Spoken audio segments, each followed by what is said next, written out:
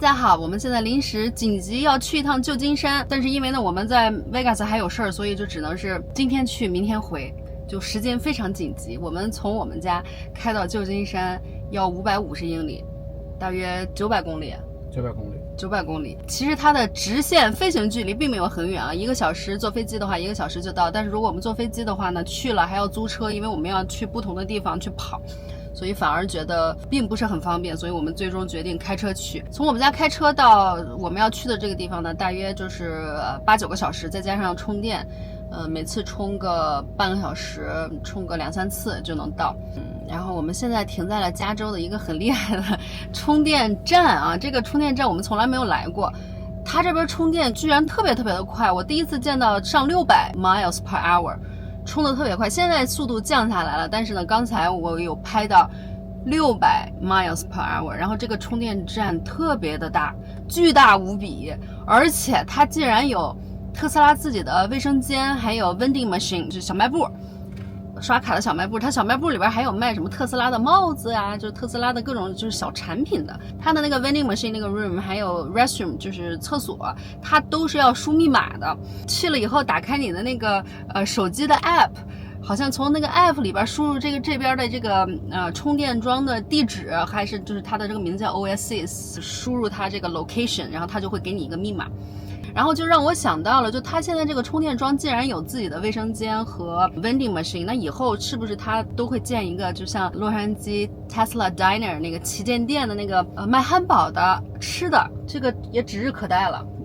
他刷卡是不是刷那个咱们那个钥匙那个卡呀？那也挺好，那就不用开 app 去找这个密码了。卫生间里边就和普通的加油站的休息站的这个卫生间是一样的，就不锈钢的门啊，就那种装潢都差不多。第一次的确是来到了一个充电桩是有卫生间的充电桩，因为之前我们去的一些充电桩你都要去他们的那些什么餐厅啊，就是不是属于特斯拉的，就当下那个 Plaza 的餐厅或者是酒店去上厕所。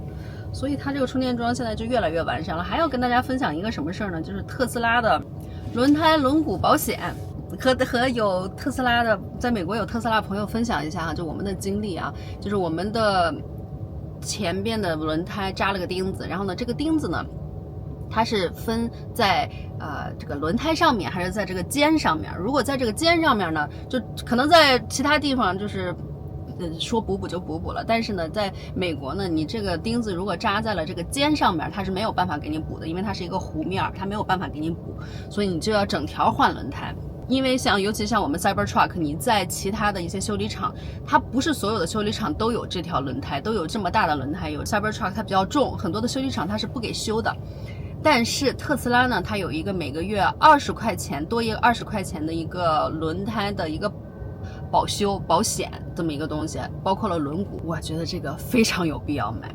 我们昨天就是去换了一个那个轮胎，在特斯拉换轮胎，只花了25块钱的 deductible。它在特斯拉换一个轮胎呢，如果你没有这个保险的话，它是600块钱，加上税是600多，610多块钱。但是呢，如果你有这个保险，你1个月交20块钱，你1年才交240块钱，你换一条轮胎，其实这个钱花的就值，因为你在马路上就车压着钉子这种事儿太经常太正常了，你没有办法赌。我说我这几年我都不可能有这个问题。而且它这个一旦你换，它就有一个25块钱的 deductible， 就算你4条轮胎同时换，它也是今天交25块钱。它是按次来收这个 deductible， 而不是按轮胎来收这个 deductible。我就觉得很划算，你1年就算换1次轮胎，我这个价格就很值。就 compare 你没有这个保险，你要花600块钱，我花1年才240块钱的这个价格的差价来对比的话，我觉得就很划算。接待我的那个小哥说，哎呀，你这个换轮胎，他当时还没有把我的那个 information pull 出来，然后他说这换轮胎要600多。加上税以后，然后他一看我买了这个保险，他说，哎呀，你简直太机智了，你知道我跟我所有的客户都说你一定要买这个保险，这个 tire 和轮毂的这个保险，1个月才20块钱，但是很多人就觉得没有必要。但是买了，你一旦用上了，你就会觉得真的是很划算，很有必要的这个东西。像我们今天临时要来旧金山嘛，所以我们昨天就必须要把这个轮胎换了，我们也没有预约，就直接 walk in，他把我 check in 了以后呢，就跟我说要2个小时换这个轮胎，要2个小时，结果我们一个小时不到就出来了。他们的工作啊效率也非常的高，而且你可以在这个手机的 app 上实时的去跟踪它的这个进度，就比如说它现在已经在维修了，然后维修完了再检测完了，嘚儿说你可以付款了，25块钱，你直接在手机上就可以付款，就可以走了。这边这个充电桩还挺快，充完再充个10分钟，我们就继续出发去旧金山了，还有3个小时就到了。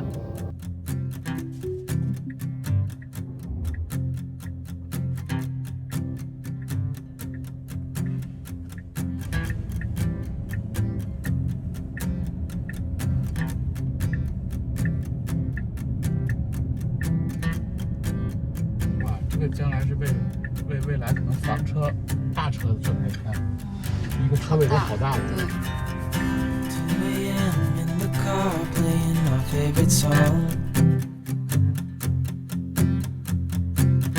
Turn it up, windows down, we sing along.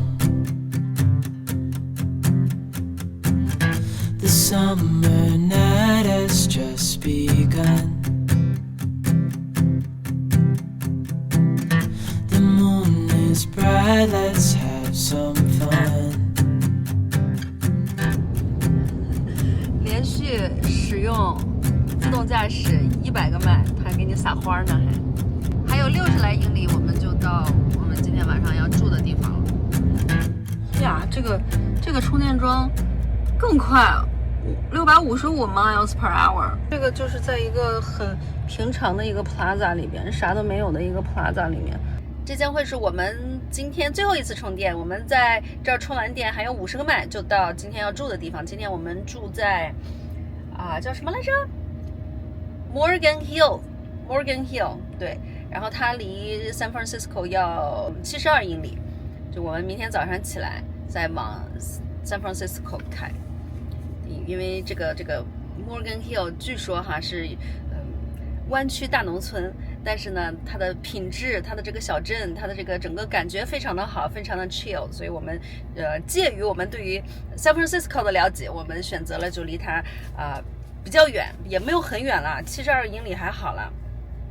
然后在我们的酒店旁边就有一家非常厉害的餐厅叫 Odeum， 这家餐厅是主打现代地中海风的餐厅，我们今天要去尝尝，离我们酒店就2个迈。对，今天这一天开下来一点也不累，一直都是用的自动驾驶，在家也是坐着，在车里也是坐着然后还不用就是赶飞机奔波，挺好。晚上6点不到我们到酒店了，这是酒店吗？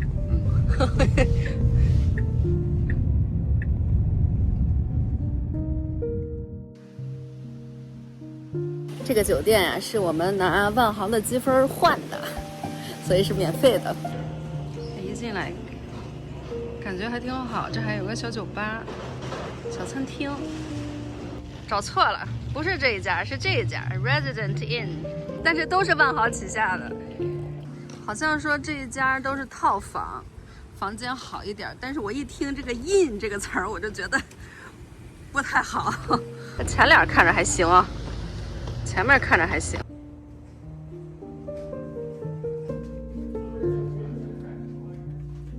所以它这个房间呀，就是有厨房有套房，所以它是叫 Residence Inn， 就是它是套房。呵，这小房间底下有一个 barbecue 那个设备，就你可以自己拿着肉下去烤肉。应该这边都是常住的，我估计就是不像是那种过路，就是住个1-2天的，像我们就是待1天。他估计在这儿有住的时间久的，所以它叫 Residence Inn， 就是超越了酒店的一种住宿的一个，有点像公寓吧。湾区这边没有那么热，所以我们回酒店套了件衣服，出来吃晚餐。这个餐厅就离我们1.5个迈2个迈。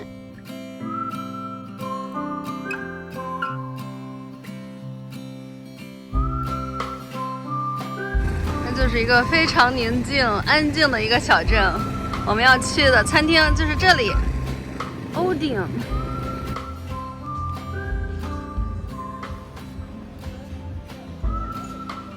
就餐环境还不错，难得有一个我们能坐在外边的餐厅，因为在 Vegas， 很少有能坐在外边的餐厅，在这个季节了。湾区这边就是凉快。我点了他们这儿的特色啊，据说他们家的羊肉很好，所以我点的羊排。还点了一个他们的特色的烤鱿鱼，还有一个五重奏 Quintet。它五重奏是啥呢？是5种酱。他们这个主厨很有格调啊，他要求的就是 everything made in house， 所以呢，就是拒绝预制菜都是就是他们在这儿做的。这就餐环境也挺好，然后里边我看就是暗暗的，也挺漂亮的。我们选择坐在外边，因为湾区这边天气非常好。我还点了个炸鱿鱼。对，你坐外边就特舒服，就特舒服。虽然我们是火急火燎的赶过来办点事儿，明天又得火急火燎的赶回去，但饭还是得好好吃的。这个餐厅名字叫 Odeum，Odeum 在古希腊里边是音乐厅的意思，所以呢，就他这儿经常会有演出啊、聚会啊，就那种表演啊什么的。所以这个主厨他是有追求的。哇，旁边是火车道，火车。这还是那个客车呢。客车对，把艺术啊、聚餐呀、美食啊、生活啊就融合在一起的这么一个餐厅。主要是我没怎么吃过地中海餐，你知道地中海餐现在研究说是地中海饮食是最健康、最好的。他自己写的是 Greek cuisine， 希腊餐厅，但是它其实是结合了希腊、意大利、加州。综合口味。他这个主厨原来在纽约，然后很多有名的餐厅做过主厨。之前在某一个餐厅，我忘了是哪个餐厅做行政主厨的时候，还拿米其林1星了呢。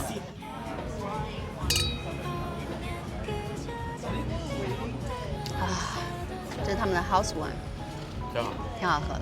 因为他那边那个路就是从那边外边走进来，就是这个户外就餐区是从外边一个就是架起来的这个植物下面走进来，就感觉特好。这是炸的鱿鱼，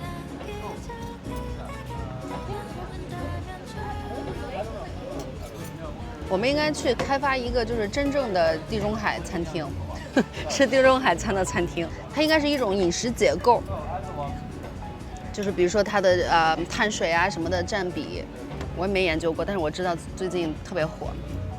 有知道地中海饮食的朋友可以给大家科普一下。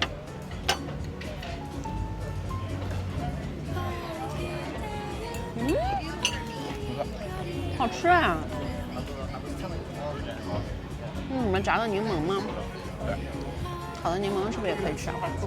它的摆盘，别看这个炸鱿鱼在很多的美式餐厅里都有啊，但它这个炸的格外酥脆，格外的香。摆盘啊什么的也都很精致啊。你看这个小镇的人，都在外边吃饭。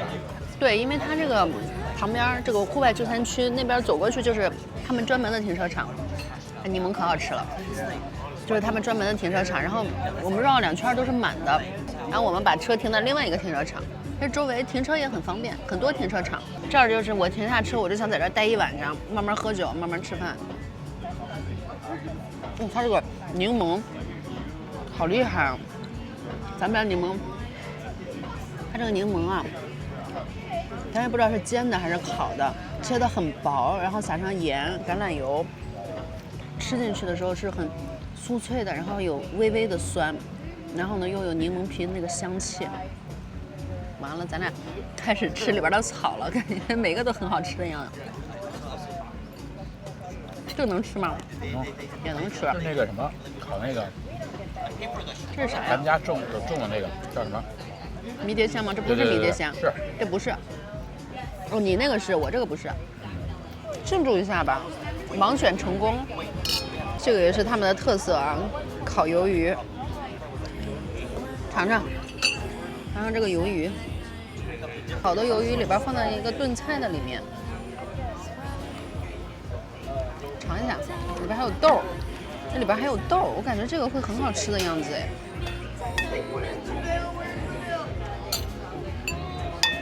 好好吃啊！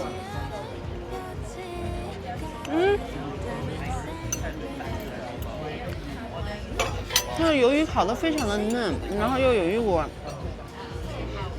焦香的味道，但是它里边的这个炖菜，你吃到里边的炖菜了吗？里边炖菜很好吃哎，我从来没有吃过这个味道的东西。然后里边还有豆，这个豆也很软烂。炖菜，这地中海餐，他们吃这个不配米饭吗？这个拌个饭多好吃。对呀、太好吃了。这比那个oyster bar好吃太多了，对不对？那不是一个东西，这个好吃啊。对，我们两个那次吃那个 oyster bar 吃伤着了，选得好，这个餐厅选得好，吃到好东西，尤其疲惫一路。我们两个今天早上吃了个面，咱们今天吃那面叫什么来着？当归面，当归鸡面。然后中午是我带的便当，因为我们实在不想在路上吃那些奇奇怪怪的东西了。我做了一个麻婆豆腐、米饭，还有秋葵。晚上吃个这个，哇塞，这一天太完美了。The pita bread, yes, Squeeze it over thank you, here. awesome. 来，这是他们的五重奏，他们自己 made in house 的酱啊，然后配这个 pita bread， 配这个 pita 饼，啊，这是他们的 lamb chop，我觉得会很好吃。它的这个做法我没有吃过，然后旁边还有那种大的腰豆，不是腰豆，那是什么豆啊？巨大的豆。我觉得它的卖相很好哎，还弄的这些，这是什么东西？这啥呀？这什么东西？大家知道这是什么吗？尝尝。腌的，这个是甜的，这上面是 cheese， 和 honey， 我刚才吃的这个，所以它的这5种酱就是它的5种特色酱，很好吃。那我来尝一下这一个，这个刚才富贵说好吃，这好吃，是吗？这好吃啊！这不好吃。这个好好吃啊！我来尝尝这个酱，这个上面是培根啊，然后不知道这是什么酱。这个也好酸呀、这个是里边有薄荷，对，有薄荷的味道，然后是咸的，有点像甜豆腐乳。再尝一下这个，这个是上面还有蒜，这个也挺好吃，这个口感非常的绵密。它这个口感上面有蒜的这个口感非常绵密，有点像花生酱。我来尝尝最后一个，啊，好酸，也是好吃的，有点像 sour cream 的一种酱，我也不知道什么酱，但比 sour cream 肯定是要高端一点的，但我并吃不出来是啥。好吃，我觉得这几个都就是它的味道都不一样，口感也都不一样。还是羊排。还有羊排，我要先吃一个它那个巨大的豆，特别爱吃的豆。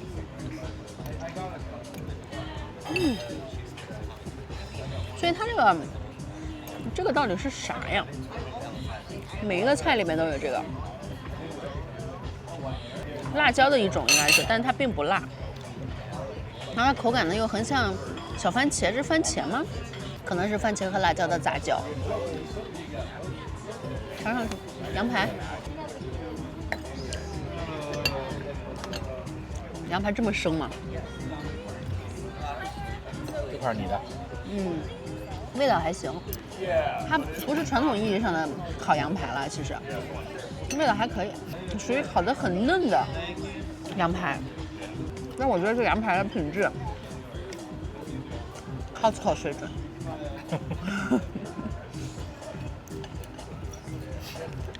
羊排反而就是我们都觉得一般。羊排不是炒四的。啊？羊排不是炒四的。你说吃青鱼吃的真牛逼，炒四不炒四都是吧？羊排就是在吃生肉啊。羊排烤一般，不让炒一般。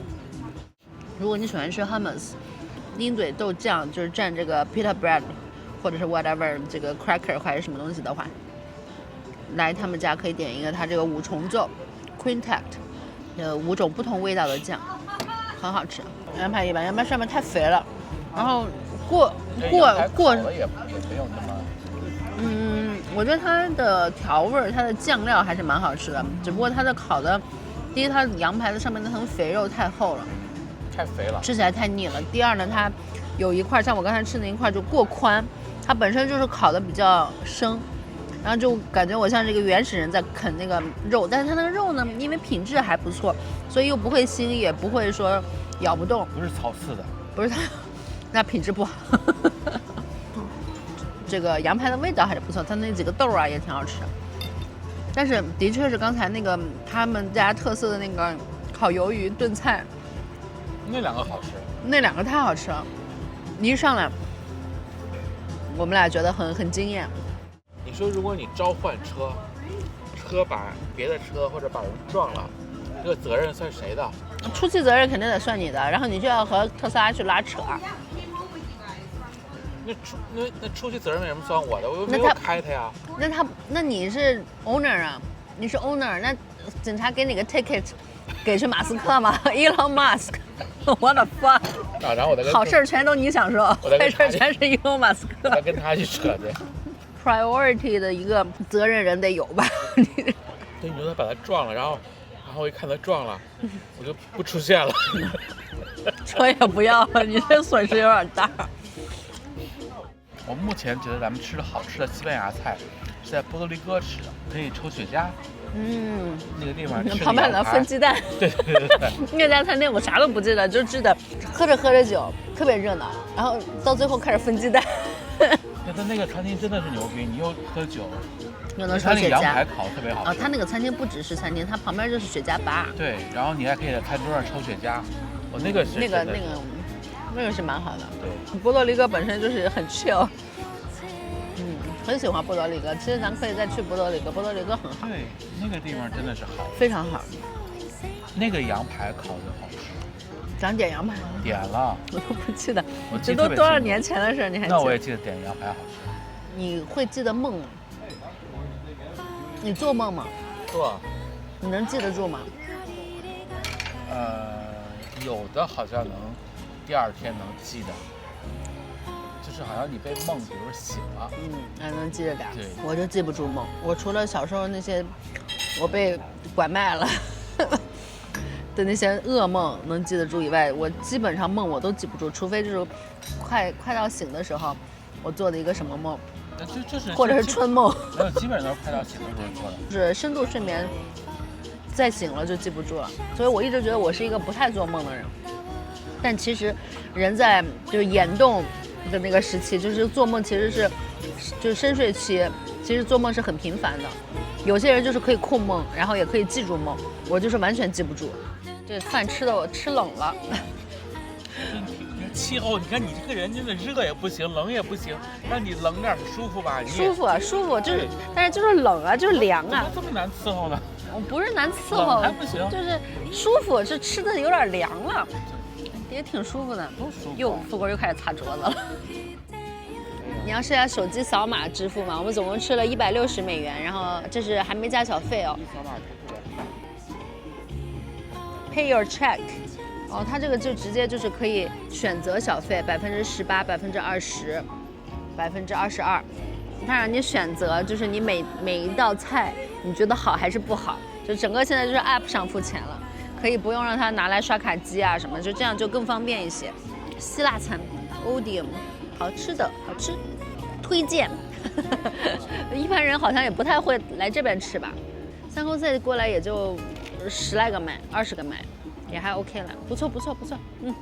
今天呢，我们现在就可以天还没黑，我们就可以回我们的行政酒店休息了。明天又是一场硬仗。好吧，拜拜，祝大家吃好喝好。